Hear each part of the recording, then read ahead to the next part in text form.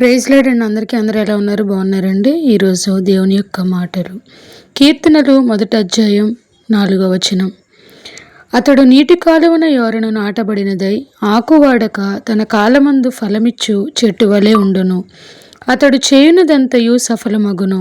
అందరూ చేసేదంతా సఫలమవ్వాలి అనుకుంటారు, కానీ ఎప్పుడు లోకంలో ఎన్నో రకాల చెట్లు ఉంటాయి.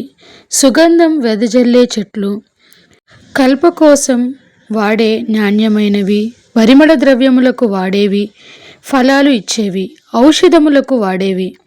దావీదు, నేనైతే దేవుని మందిరములో పచ్చని ఒలీవ చెట్టు వలె ఉన్నాను అన్నాడు. ఏ చెట్టు వలె నిలబడదామని మందిరంలోనికి వెళ్తున్నాం? పరీక్షించుకుందామా? కీర్తనలు 92వ అధ్యాయం 12వ వచనంలో, నీతిమంతులు ఖర్జూర వృక్షం వలె మోము వేయుదురు. ఎడారిలో ఓయాసీసుల వద్ద ఖర్జూర వృక్షాలు ఎదుగుతాయి.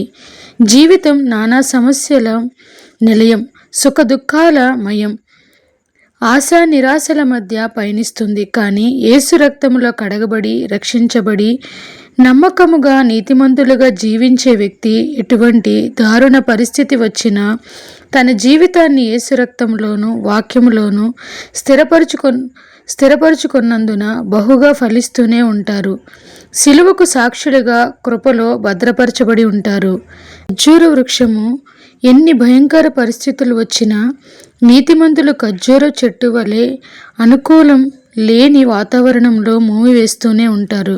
ఖర్జూరాలు తినడం బలం, ఆరోగ్యం. నీతిమంతుల స్వార్థం లేకుండా ఇతరులకు సహాయం చేస్తారు, బలపరుస్తూ ఉంటారు. ఖర్జూర పండ్లు చెడిపోవు, ఎన్ని రోజులు ఉన్నా కుళ్ళు పట్టవు. నీతిమంతులు దేవుని మీద ఆధారపడి ఉంటారు.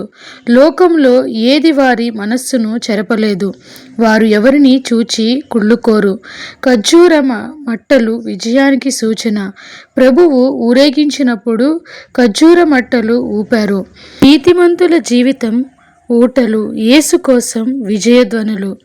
దేవుడి పరిశుద్ధ మాటలు మన వినికిడిలో దీవించునుగాక. ఆమేన్. ప్రైజ్ ది లార్డ్ అండి. Thank you so much.